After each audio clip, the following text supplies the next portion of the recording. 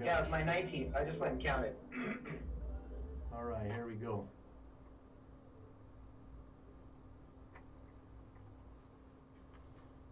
Good morning. Welcome to KUHS The Stream. You are watching the Weekend Boost. I am Paul Lane, the host of the show. KUHS The Stream on Melody Drive is your station to watch, and we're so glad to have you on the show today. Today we have a special guest today. Tom Fanistock has written actually 19 books. And my mic is away from my face. Sorry about that, guys. So we're going to be talking to Todd here today, and I've been reading his book, The Fetch, which is his most recent. Actually, he has another one coming out next week, and so we'll get into that in just a moment. But, you know, as I always do in the beginning of the show, I like to talk about some of the past guests that we've had on the show. And I want to start out with Karina Carinosa. She is a shaman, actually a friend of mine now, and she wrote the book Enlighten the Fuck Up. And it's a great title. And so she'd written this book, and it's an empathic psychic healer's weird stories, touching lessons and resources. Very interesting read. Also, Albert Quintana, a friend of the show, he was the host of this show before me. He wrote the book No More Green Chili. It's along with others. He was an Adams County educator. You can find his books on quintanareads.com. Amber Stevens. Amber Stevens wrote the book Food, Feelings, and Freedom. Talks about emotional eating. And she's a new author, and I think it's a really interesting read, and I don't care where you open up this book, really, really good information. I felt inclined to show a couple of extra books today, so I'm gonna talk about Virginia Sanchez. She wrote this book, Pleasing Petitions. This is a fantastic historical book about the creation of the state of Colorado. Why is it square? Talks about the legislators and how much of what we know of Colorado today is not really the true history of Colorado. So very interesting read. This is a really interesting one. I wanted to bring this one today. Kimberly Sanchez Cawthorn is actually one of my past guests on the show. She wrote the book Love and Legacy, Amor Eterno. Interesting thing about Kimberly is I used to sell hot tubs, and last week she sent me an email and she said, "Did you sell me a hot tub?" So Kimberly, thank you so much for being one of my clients, and thank you so much for writing this wonderful book. It's an epic novel. Starts out in the 15th century and it moves all the way forward into today. And last is my book. I am the author of The Caregiver's Handbook, a self-healing love story. I wrote this book, and it was a labor of love for me, and it was just the outlining and the chronological order of things when you have a terminal illness in your family. And so I wrote this book, and hopefully, folks will get this book. If you're interested in this book, you can get this book on Amazon. You can also call into the show if you want a hard copy signed. And with that, we will go ahead and get into the show. Todd, thank you for joining us this morning. It's my pleasure. Thank you so much for having me. Yes. I got to tell you, I was looking for some authors, and so my lady Dee and me went to the Tattered Cover bookstore and looked for all the local authors, and I came across this book, The Fetch, and I liked it. I thought it had a pretty catchy cover on it, and I started looking into it, and I found out I got a hold of him, and he called me back, and we went and met, and a very prolific author, and I'm really excited to have you on the show because this is not just your second or third book. This is your 19th book. Yes, sir. And he has another book coming out in 2 weeks. This is a nonfiction book, and let's just talk a little bit about this book before we talk about your next one. Sure. So I'm going to kind of do a lead-in, and I'm going to have you take it from there, Todd. So this is a book about this young kid that just he's getting ready to graduate, or he's in high school, and his mother passed away, and his dad wants him to move to Malaysia with him, and he doesn't want to go. But interestingly enough, his buddy talks him into going into Utah, and they go into these canyons, and they're rappelling off these rocks, and he essentially finds himself in a position where he's going to die. And someone grabs him and pulls him up onto this rock, and it's this mystical being that's called Fetch. And the book, I see a movie in this. And the book just takes on so much life, and I read it at night when we go to bed, and it's really a fantastic read, and I love the way you've written things out. Dennis Ty, watch out. I told you about Dennis. He was one of my past guests. He wrote the book The Long Road Home. Um, and um, your writing style is very similar to his, and he's a 5-star best-selling author. This is a best-selling book too, isn't it? Yes, sir. So it's really exciting to have you. So tell me a little bit about this book, and how did you come up with this idea? Did it just pop into your head, or? Well, actually, in the author's note, I go into a little bit how the Summer of the Fetch came to be. So I've tried. There's been so many times that I've tried to write something that was semi-autobiographical, like trying to pull stuff from my own life, because in case your audience doesn't know, typically I write epic fantasy novels. Like this poster behind me is one of my books that is an epic fantasy series, and that's pretty much all I've written since I was young.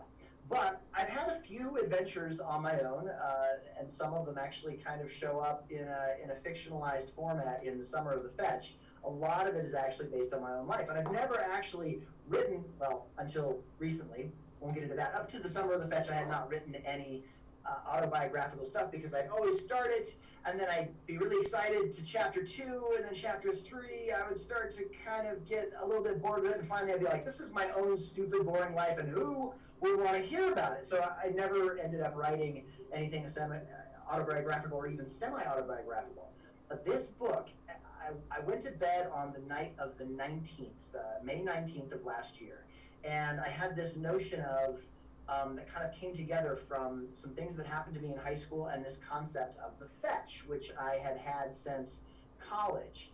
And I woke up on the 20th and I was like, okay, I'll give it another try. I'll try and write something that is got some stuff mixed in from my own life. And I started, and the chapter was awful, and I put it down, and I was like, okay, so it's not going to work again. Went to bed, got up on the 21st, and I was like, you know what? Let me take one more run at the hill.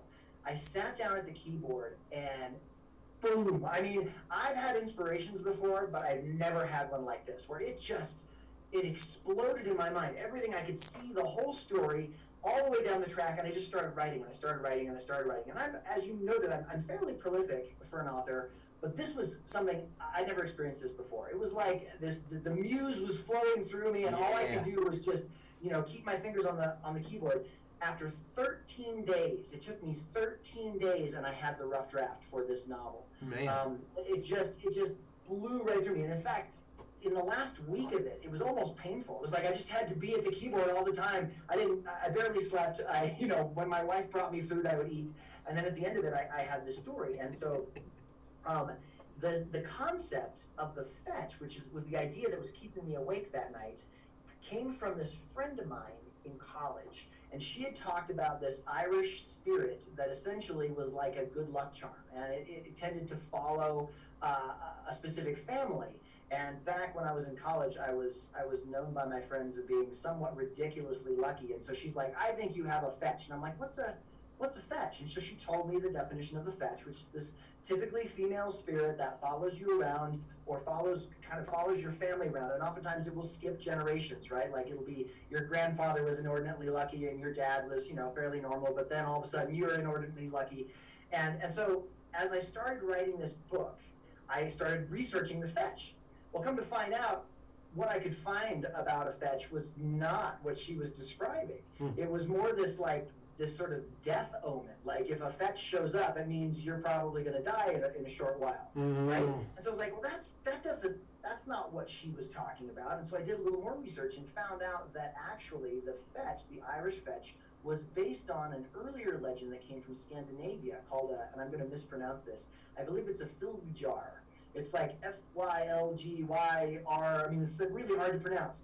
And in that particular mythos, if you have a male spirit show up, it's pretty much what the Irish fetch describes. It's kind of a death omen, like this is something bad's going to happen to you. But if it's a female spirit, you're going to experience very good luck. And I was like, that's what she was talking about. And so I didn't call it a Fylgjar in the book because I think fetch is much easier to say. And so I kind of morphed it into what I needed. And that's how the fetch that's in the story, which you didn't mention, but appears as this very very beautiful woman dressed in whatever it is that's appropriate for the time. Like she was in climbing gear when he first meets her, and then she's in 1980s garb the next time he meets her, and then transforms into a fox every now and then. So, anyways, that's how the concept of this fetch creature came about. Nice, nice. Now, the fetch saved his life, the main character's life, and when he's rock climbing and he finds himself upside down on this cliff and there's nowhere to go and it's die or nothing, and he takes a jump to this rock and two hands grab him and pull him up, and it's the fetch. And so the fetch tells him that if he follows her, he dances with her. I love that, the way he said that. If you dance with me, all your dreams will come true, basically. And so she tells him that he's going to die on his 18th birthday. And so the movie, I keep calling it a movie because I really do, I see it as that, but the story just takes on a life from there. I just love the way, there's one part of the story that I really want to discuss with you, and it grabbed me. Early on in the book, he talks about, the kid was in high school and he's ditching, and he asks this beautiful girl out, or she asks him out, and he gets in trouble. He ends up in the principal's office and he grabs the intercom and he goes off on it. Talk about that. I think that was what I always wanted to do in high school, but never did. So essentially the scene you're describing is he's all alone in the principal's office waiting for the principal to come and essentially give the verdict of what his punishment is going to be, and the PA system is right there. And he's kind of looking around, and there's nobody there, so he goes over and he clicks the PA system on throughout the whole school, and he gives this sort of Dead Poets Society carpe diem kind of speech, right? Like, live for today, if you have something that you want to do it, that sort of thing, and it makes him momentarily famous at the school. So yeah, I think that was, definitely when I was a kid, I felt like, nobody really understood me. And don't all teenagers kind of feel that way? Oh, absolutely. There's at least a stage where people go through where it's like, I'm all alone and nobody really gets me and that sort of thing. And wouldn't it be great if people did? And I think there was a part of me that wanted at that time to, let everybody know exactly what was really important to me and expose it to the world. And of course, I didn't do that when I was in high school. I got to tell you, as I read that part of the book, I could see the teachers' eyes lighting up. I could see, students who were just hopeless. And I know how, I was that troubled 9th grade kid. I was that high school kid that was, not in a good place. And I could see them, saying, him telling them, do it, don't be afraid, go out and ask the prettiest girl for a date, And that's right. And I just felt so, I don't know, for me that was really moving. And I really thought that grabbed me. And I couldn't put the book down after that. Oh, so, good. I'm so glad. Yeah, it was very, very, very gripping and very, I think, true to life. And I think that, I think in our life, all of us have this point where we want to be free, where we want to be uninhibited, and we want to go and, and try to get that $100,000 or whatever dollar job, or, or climb that mountain, or go on that dream vacation, or just go get a passport, or put your fingers on the typewriter and start writing a book. Right. Yes. Todd, I can tell you that there's guests out there watching right now who have considered writing a book, who would love to write a book, but they just have this internal fear. What would you tell that person? I would say if you're too afraid to show what you want to write to other people, then don't. I mean, that people ask me, how is it that you can be a writer? And really the only way to be a writer is to sit down and start doing it. Yep. And whatever the excuses are to not do it, find ways to get around those. So if you're like, okay, I'm afraid people are going to think that my stuff is stupid and it doesn't have any place anywhere and nobody's going to want to read it, fine. It's a legitimate fear. I totally understand that. I've had that fear myself. I still have that fear. Mm-hmm. I mean, I don't think there's a single writer out there, I mean, famous or not famous, that doesn't have imposter syndrome from time to time. I mean, it is such a large thing that we talk about. Like me and my friends who are writers are like, yeah, I was feeling imposter syndrome today. And the imposter syndrome, when I say that, what I mean is this notion that you're not really a writer. You're not really a writer. I mean, like, I haven't made as much money as Stephen King, so I'm not really a writer. But I'll be willing to bet you, I don't know because I've never actually sat down and chatted with Stephen King, but I would be willing to bet you that even he has imposter syndrome from time to time. As much success and as much fame and as much accolades as he has had, I bet you every now and then he sits down and says something to himself like, oh, well, so-and-so didn't like my book, or this group of people doesn't like my book, or the literary community, thinks that I'm a hack writer or whatever. I mean, like, I bet you there are moments where he has those. So what I would say to writers who are starting out is that just start. Just start. I mean, I tell people all the time, write a crappy novel. Yep. Just do it, because writing a crappy novel is way better than writing no novel. Yep. And the truth is, it's not going to be as crappy as you think. It's not going to be as bad as you think it is. And if it is, then you've done something and you learn and you move on, right? I mean, you just keep writing over and over and over again. It's the only way that you become a writer is to write. To write, yes. Folks, if you're just joining us, thank you for joining us. You're watching KUHS The Stream on Malady Drive. This is the Weekend Boost, and I am Paul Lane. Today we are talking to author Todd Fahnestock, who is on his 19th book, The Fetch, The Summer of the Fetch. And we're talking about that, and so thank you for joining us. And Todd, sorry about that interruption. But so as you wrote the book, did you know what was going to be on the next page, or did your hands just do the walking for you, or how did it come about? Gosh, I mean, it's so hard to know after the fact, because now I've read the book a million times through editing and all that stuff. So, but I think I had a general idea of where I wanted to go, and like this floating library of all the things that I wanted to put in it. Because like I had said before, some of it is semi-autobiographical. And I'd like to state right now, the book is fiction, right? It is a work of fiction. But there are a lot of things that I did. Like I went on many road trips. I rock climbed. I was not as good a rock climber as Eric, the main character of the book. I'll confess that right now. And a lot of the things that ended up in the book, I pulled from people who were more experienced rock climbers than me. My friend Giles, my brother-in-law Brian, they were like hardcore rock climbers in the 80s and 90s. And I went to them and I was like, okay, so how about this? And they would say things like, yeah, no, that would never happen. Like you can't do that, right? So I adjusted some of the superhuman level of the characters, because they learn rock climbing really fast. I mean, like if you ask a rock climber, you're not going to go from novice to climbing 512s in a summer. That probably is not going to happen unless you're some ridiculous prodigy, right? So, but there's a bit of fantasy, woven into the book. So anyways, did I have it all planned out? I didn't, but I knew I wanted there to be a road trip. I knew I wanted to visit these wonderful different places in the United States, because throughout we go to several national parks. We go to Joshua Tree, we go to Zion National Park, we go to Yosemite National Park, and we hit a couple cities in between, like LA and Las Vegas and that sort of thing. So it's a road trip, you're kind of seeing the West. And so I knew I wanted that in there, but a lot of the stuff was a surprise. Like, when his uncle walks into the high school. Yeah, that was pretty cool.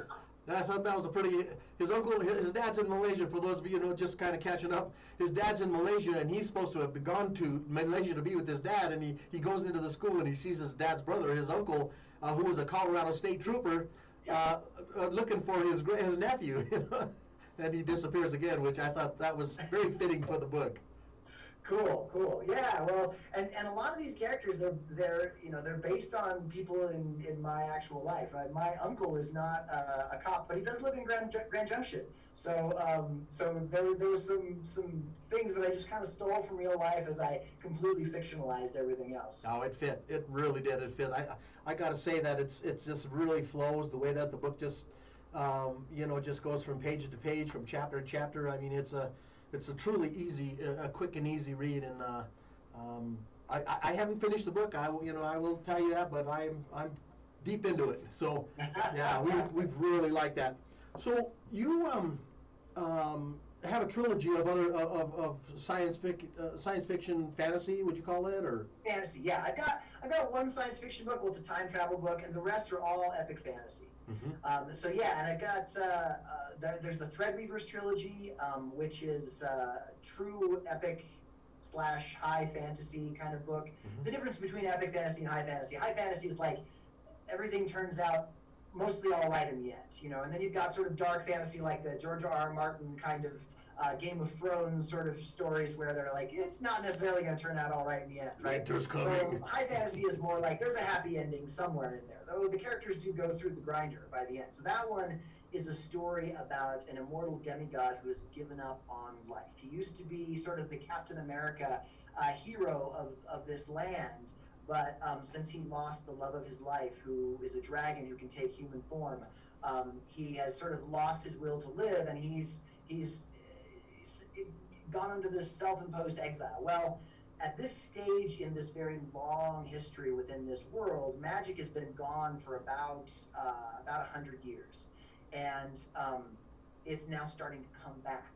And the other main character is this young woman who is the first magician in all that time to start exhibiting this power. And there are evil magic things that are starting to rise as well, and they all want to kill her.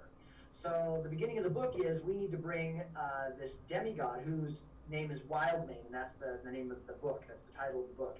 And we need to bring him out of his self-imposed exile and protect this girl, be a bodyguard for this girl, so that she can then like open up this fountain that is holding all of the magic, except for just a little bit of a trickle here and there, which is mostly going to the bad guys and a little bit going to the other main character, the woman. And she wants to go and release all this magic so that the world can return to what it once was, the place of magic and prosperity. And so that's in short, that's the story. She goes on this adventure, and we have to pull the demigod Wildmane out of his self-imposed exile to be the hero that he once was. So nice. That's one of my trilogies. Nice. And those books are available in bookstores too now, or? Yeah, they're available at Tattered Cover locally, and then Amazon. All of my books are available on Amazon. Nice, nice. Now, you have a book that's coming out very, very soon. It's a nonfiction book, and that was with you and your son, that you went on a trip and during the COVID virus, and That's so correct. I'm very much looking forward to this new book. By the way, Todd will be our guest on our next show, and we'll be talking about that book. So I don't want to get too much ahead of ourselves, but this is exciting that your next book's already coming out. You are just a writing monster. Yeah, that was an interesting story. Well, like I said with Summer of the Fetch, like it's sort of semi-autobiographical, and then this one is fully autobiographical, or I should say biographical, because it's about my son and it's about me, although it's told in the first perspective, and it's first-person perspective. And it's about how in June of last year, we sort of almost at the last minute decided to go and hike the Colorado Trail, which those of you who are familiar with the Colorado Trail will know that it's 485 miles from Denver to Durango through the mountains. Like you just start walking through the mountains. It's a beautiful, beautiful trail. And there's a whole set of circumstances that was involved in us getting on the trail and actually doing this. But wow, it was, I mean, something like that's going to be big when you do it. Walking 450 miles, 485 miles is I say 450 because we had to skip a segment. So our journey was actually 450 miles total, but just life-changing and life-affirming also. I mean, one of the things that I really noticed, especially in the time of COVID, when, and all of the political strife that was happening at the time, I mean, there's just social media was just rife with all of this, all this battle from one side to the other, and you start to think that, well, if people are not like me, then they must hate me, right? I mean, that's kind of like the mentality that goes along. If you're not in my camp, then you're horrible, right? And getting out on the trail just completely and thoroughly debunked that whole mentality. I mean, like, we didn't know what we were going to find, but those people walking on the trail, every single one of them was generous. They were kind, they were engaging, they were good people who were interested more in helping you than in hurting you, right? And I got to tell you, when we headed out on the trail, we had a couple of people. I mean, like I kept a log on Facebook. Every time we'd take a break, I would update another installment, and I had people, friends or relatives, that were like, "Oh my gosh, you're not going out into the woods, are you? It's dangerous out there. Have you watched that show? I can't remember what it was called. Some reality TV show about horrible things that happen to real people." And they're like, "There are crazy people out in the woods. They're going to kill you and hang your liver on a stick." And I'm like, I don't think that's going to happen. Completely did not happen, and it couldn't have been more the opposite. I mean, everybody you met was genuine and honest and open and willing to share their stuff. It was such a great commentary on humanity, I thought, at a time when I think we can all use a nice commentary on humanity. You know, we're also willing to talk about everything that's horrible, and it seems like the good stuff gets downplayed a lot, right? The fact that most people are decent people. We don't hear that a whole lot, you know? It's like, oh, they're bad for this reason or they're bad for that reason. It's like, it's really more like, you know, what are they bad for? Because we know they're bad for something. They, you know, they're horrible at something. What is it? It's like we're all trying to determine what those things are that we can, you know, take pot shots at people for. And this was the exact opposite. It just, you know, it's just was such a wonderful reaffirmation that people are generally decent. And we had a situation where you know, our ride didn't show up and we thought they weren't going to be there, and we had to hitchhike into town, total strangers, and they were the nicest people in the world. Made such a good bond with them and went down to see them later after we were done with the trail. Just, you couldn't say enough good things about the people on the trail. Very cool. Very cool. You know, one of the things that I really like about your writing style is that it really, I mean, when someone reads, they do read because part of them wants to escape.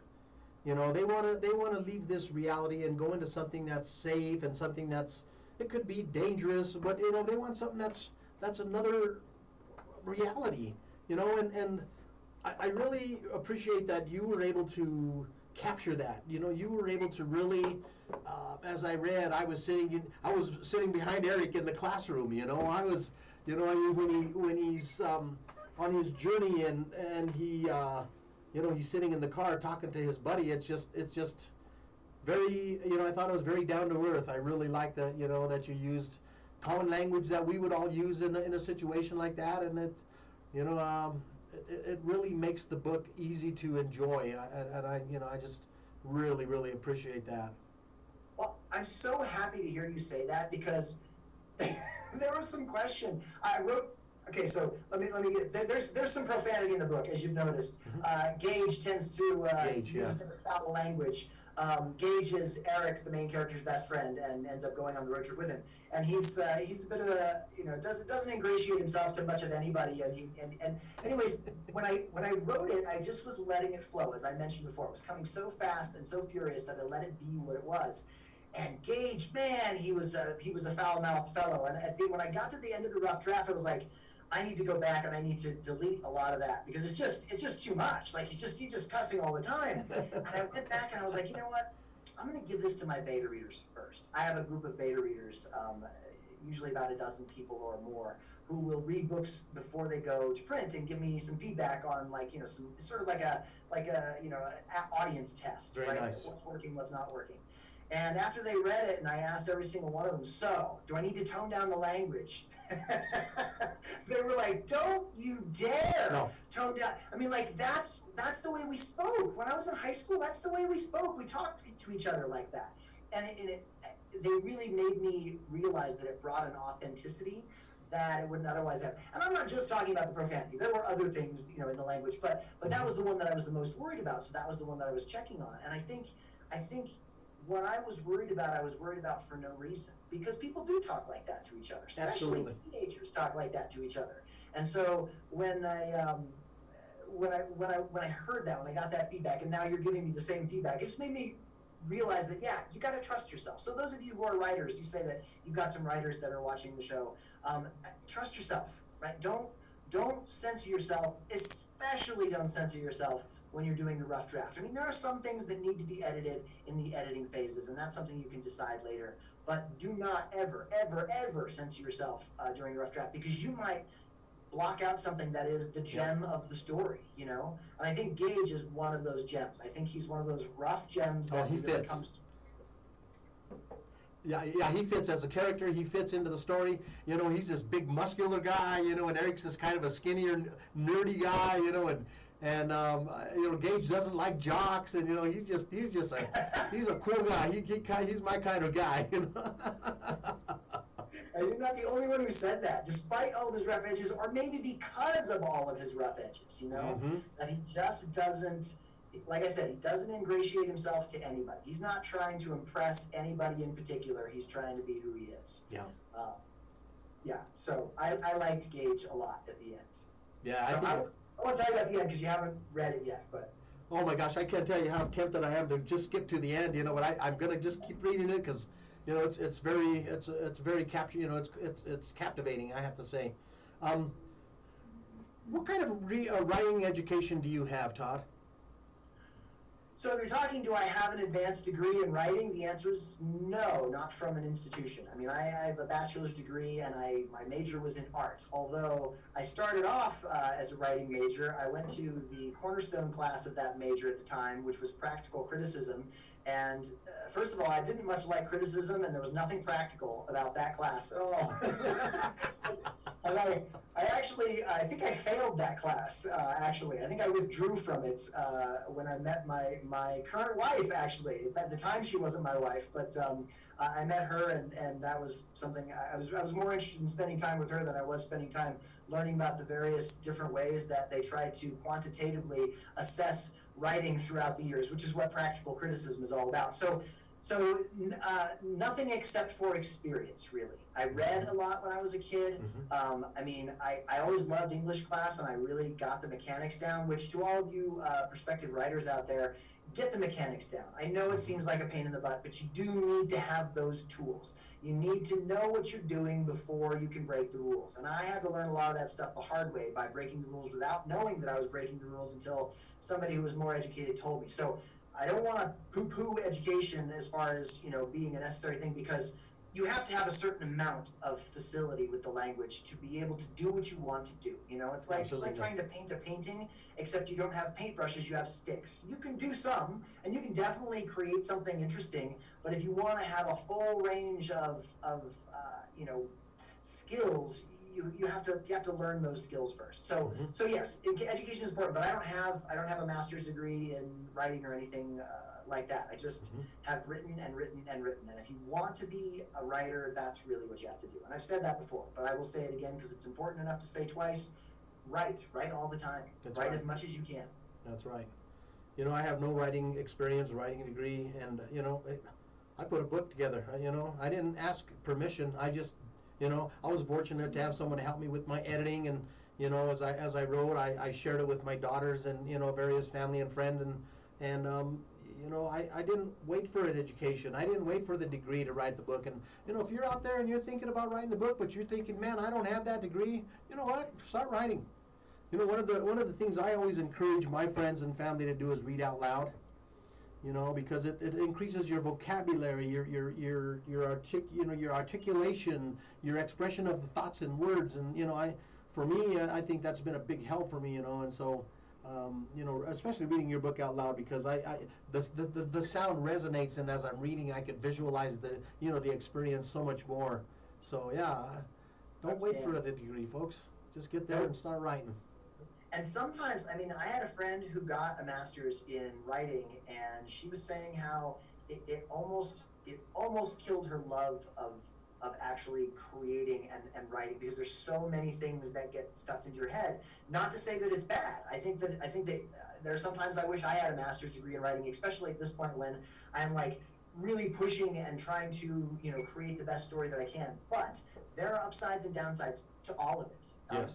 The upside to not having a formal education is that you don't get indoctrinated with a bunch of things that may or may not be useful for you. Some things are useful and some things are not, and the only person that can decide what is useful for your writing is you. So trust that inner voice. And but like I said, there's you want to have enough tools to be able to get started. So that's an important thing. So number one is get started. Number two, do you write in a special place? Do you go to a room in your house, or do you write only at specific times, or tell me about your writing habits? The daily routine? Yes. Yes, it's gotten much more official the last couple of years. But right here, this is my space. This is my writing space right here. I got my wife over here on the wall. Like I told you, I had my degree is in art. I sketched this of her. Very and cool. then back here is, you can't see it. I'll pull it off the wall for you. This is from my son when he was in, I think, first grade. See if you can read it. So essentially, it says, this is one of my favorite things, drawing with my dad, and then he sketched this cute little picture of us drawing together. So he's 14 now, but this was when he was much younger, and I just love this thing. It just keeps me so happy. I'm not going to take the time to put that back on the wall, yes. So we'll have to do without it for the rest of the interview. But So this is my space. This is my little corner where I create, and essentially my routine looks like this. I get up at about anywhere between 5:30 and 6 in the morning. I go downstairs. I make coffee for my wife. I make Bengal spice tea for myself. I'm not much of a coffee drinker, but I do like some Bengal spice in the morning. And then I come up and I try and get 2,000 words written before 9 o'clock. That is my goal. I don't meet this goal every single day, but some days I do. I'd say 30 to 40% of the time I hit that goal before 9 o'clock, and then I have to make up whatever words, because my goal for every day is 2,000 words now. And I came so close to hitting that goal last month. I was at like 18,900 words on average. That's an average. So some days I did like 4,000 words, and some days I didn't write at all. But that's my goal. Then at 9 o'clock, I go downstairs. I take the dog for his training walk, where we're learning how to. He's learning how to heel, which he's not very good at. And so that's just around the block. Then I go for a run. Right now, just a mile and a half or so, just to kind of get a little bit energized. And then I take the dog to the dog park so that he can go for a run, because walking around the block just isn't enough for him. He's a 70-pound Weimaraner, and they have quite a bit of energy. So then I come back. I will eat lunch and watch some kind of story. I'll watch a movie, or I'll watch an episode or whatever. I'm constantly inundating myself with story. Mm-hmm. Sometimes I'll go on long walks and I'll listen to an audiobook so that I can hear story. All the time. I'm just constantly taking in story and thinking about story. And then the afternoon, I will either edit something that I've already written, a rough draft that I've already written, or I will make up those words in a day. So and then the afternoon tends to devolve from there. There's kids getting home from school. There's things that I need to do, because I'm the stay-at-home parent as well as being a stay-at-home writer. So that's when things kind of start to come apart, and it's whatever happens is what happens. But up until at least noon, I've got a pretty strict schedule, and getting those words written is the very first thing. Like, if I can get at least 1,000 words written, I don't feel bad about myself. If I don't get at least 1,000 words written, I don't feel that good about myself. But if I get 2,000 words, everything else from that point on, it's like a good day. It's a good day. Neil Gaiman has a saying. Neil Gaiman is an author that has written all kinds of great stories that you probably have heard of. But anyways, he says that on the good writing days, nothing else matters. Mm-hmm. Like, when you have a good writing day, everything else is just water off a duck's back. It's like, yeah, stuff happens, but I got 2,000 words today, so, you know. Yes.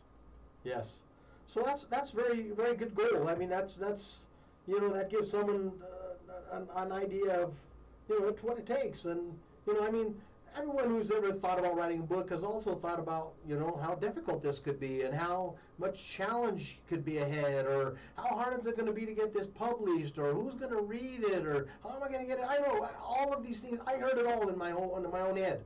So,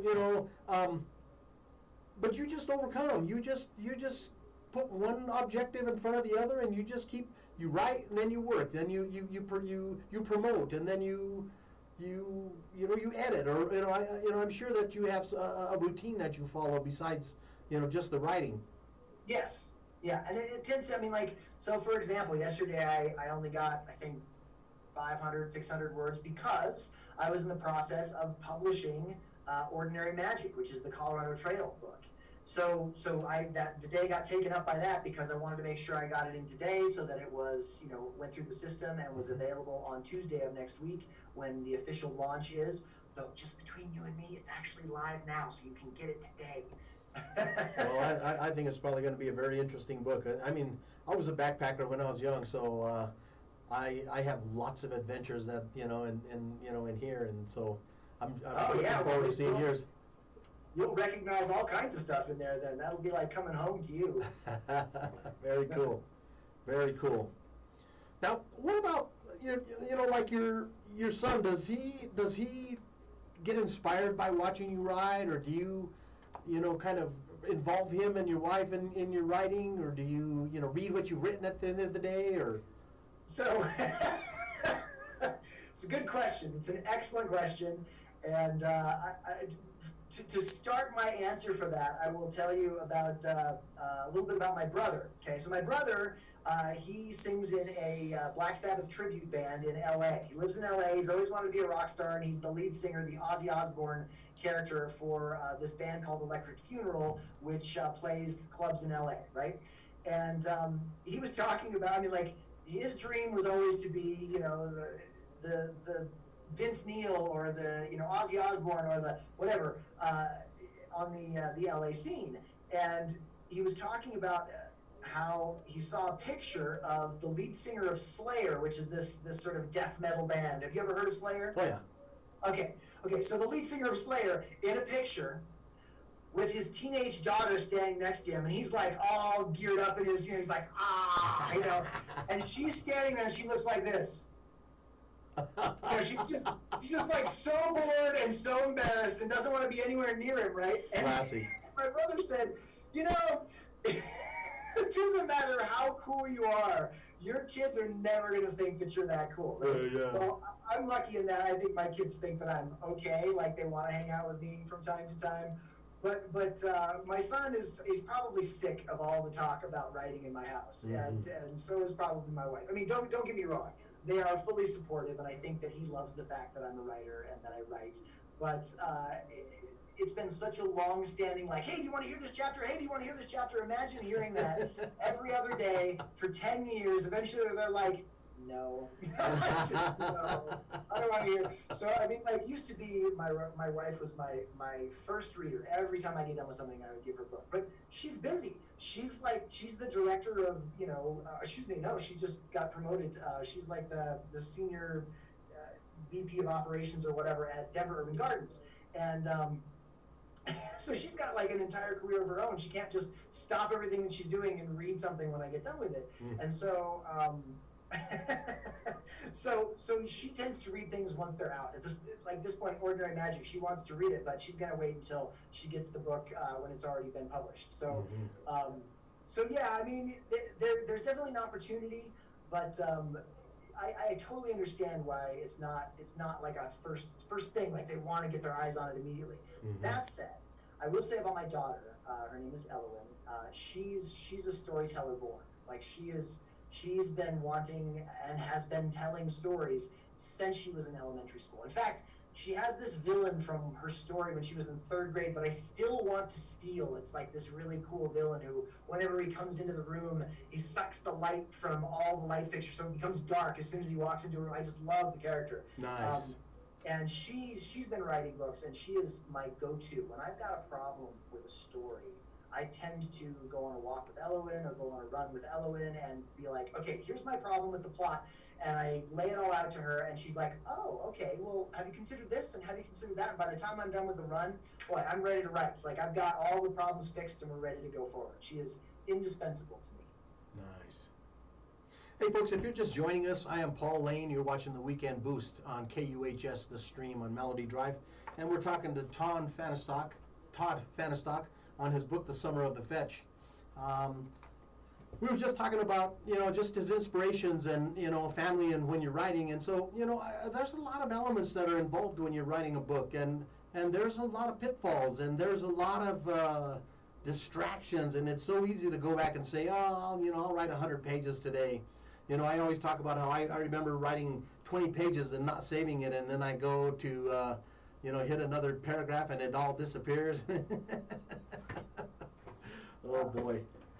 But yeah, there's a lot of challenges, but there's so much reward, especially when you take what you've written and look at it, or when you see it in a binder and you say, "This is me," you know. And I might be dead in 20 or 30 or 50 years, but you know what? This will live on. You know, it's a legacy, and you know, whether it's a biography, whether it's fiction, nonfiction, it doesn't matter, folks. I believe that my main mission here is to encourage you to write. I mean, I love to introduce authors, but you know what? I want you to pick up your tablet, your laptop, or your phone, and get a document and start writing. Write a short story, write a poem, because there's a book in every one of us. Yes. And I'm sorry for that interruption. No, I'm totally there with you. Yeah. I mean, everybody's got a story. And not everybody wants to be a writer, and not everybody wants to write it down. But if you do want to write it down, write it down. I mean, start today. You know, I talked about the routine that I have in the morning and the 2,000 words a day that I aspire to do. And that could sound pretty daunting, I think, to somebody who's not been doing it for a while. It was certainly daunting to me. It's still daunting to me every single day. But I wanted to tell a different story. When I wrote The Wishing World, which is one of my my stories for younger kids, it's a story about a girl whose parents get stolen away to this different world, and she has to go on this adventure to save them, right? And so when I wrote that book, I was working full time at the American Diabetes Association as their director of development. So my time was very limited. And what I would do is I would get up a half an hour earlier than I usually got up. So if you usually get up at 7, I got up at 6:30. If you usually get up at 6:30, I got up at 6. Whatever the case was, and I would go to the computer and I would write. And even if I only wrote one sentence, just one sentence, that's what I told myself, to get myself to the keyboard when I really didn't want to. It's like, you know what, just go write one sentence and then you're done. I wrote that whole book with half an hour spurts in the morning over the course of a year. So it can be done. No matter what you've got going on, you can carve out 30 minutes. Everybody can find 30 minutes somewhere for something that is important to them. Absolutely. And so if you say, I cannot write a book, I say you can. If you want to, you can. And all it takes is 30 minutes a day. Yep. Very, very well spent 30 minutes. And like I say, that legacy will outlive you, you know, and nobody can, you know, I mean, they might criticize it, but nobody can, you know, condemn what you've done. And you've left a lasting legacy that your grandchildren and generations down from now will be reading and saying, you know what, my grandpa was Todd Vanderstock, you know? Yeah, and I mean, I see a lot coming from you, Todd. I mean, at this point, and, you know, just seeing the few little bits that I've seen, I just love it. I think it's very exciting and very inspirational. Did you know you were going to be a writer when you were young? You know, I didn't know I was going to be a writer as early as, say, my daughter knew. Like, my daughter knew in elementary school. It was senior year of high school for me. And in fact, in Summer of the Fetch, that sort of notion to, okay, I'm going to do this, that happened for me, but not necessarily with a road trip where I broke away from everything. It was more like, I'm going to write this story. Because I remember it was my senior year. And it was the summer before my senior year where I was, you know, sitting at the keyboard, you know, thinking about wanting to write a story, and I decided to take that summer to just go after it. You know, that's what I wanted to do. And so ever since then, yeah, since I was 17, I've wanted to write books. And I think moving into the nonfiction area, it just broadens you. It just makes you so much more of a fascinating and interesting author. I think it's wonderful that you've crossed that line. You know, because, you know, I mean, I think for me it seems like a difficult transition, or I don't want to say perilous, but a risky, scary, you know, point, because they've known you as this author who's written this fantasy and this, you know, this sci-fi, and then all of a sudden there's this book that's a nonfiction book, and it's like, oh, cool, you know, and go ahead. No, sorry. You know, I just think that it's fascinating. I think it's wonderful. Well, I'm glad you feel that way, because you're right. That all those thoughts that you just threw out there have gone through my head. You know, I mean, I'm guessing that most of my fantasy fans are not going to be interested at all in a nonfiction book. I wouldn't have when I was in high school. It's like, no. I want to hear about John Carter of Mars leaping, you know, an entire mile and swinging his sword on Mars. I don't want to hear about what the author did this last year. I realize it's a different demographic, but I think there will be some who are interested in knowing a little bit more about my life and the way that I look at things. So this book is for them, and for, you know, people who love the outdoors. And there's a lot of parenting anecdotes in there, so probably for parents as well, especially parents of teenagers. I think it's you know, that's the art audience that I'm going for. So yeah, it's a different audience, and I'm a little bit, you know, but it had to be written. It had to be written. It just, you know, was kind of a little bit like Summer of the Fetch. I mean, it wasn't exactly like that, but it flowed because it was all stuff that I'd done, all the stuff that Dash and I, my son, had done. And it's just one step, you know. Just one more step. Put that finger to the key. So tell me, do you see any of your books becoming a movie any day and someday, or? Only every single book I've ever written. I gotta say that I could see this Summer of Fetch being a movie. I really could. I inadvertently, referred to it as a movie, in the beginning of the show, and it's like, as I'm reading this, I can see the sun shining, and Eric coming out of his house, and going, on his expeditions, and it just really, it had a lot of life to it. It was very, very. I guess I took it personal. I could really see I was that troubled kid. I was that, kid with a lot of challenges, and I got bullied, and I had all of those challenges. So for me, I really was able to grasp and relate to that character. I'm so glad. Yeah, so much. Again, if they want to find your book, if the audience is looking to find your book, they can find it at the Town and Cover Bookstore. You can find his books on Amazon. The Summer of Fetch is the most recent. He's got several of the books. You got a fantasy trilogy. Folks, don't hesitate. Get online. Go order that book. Get it in your hands. I guarantee you, you will really like it. So where are you going from here?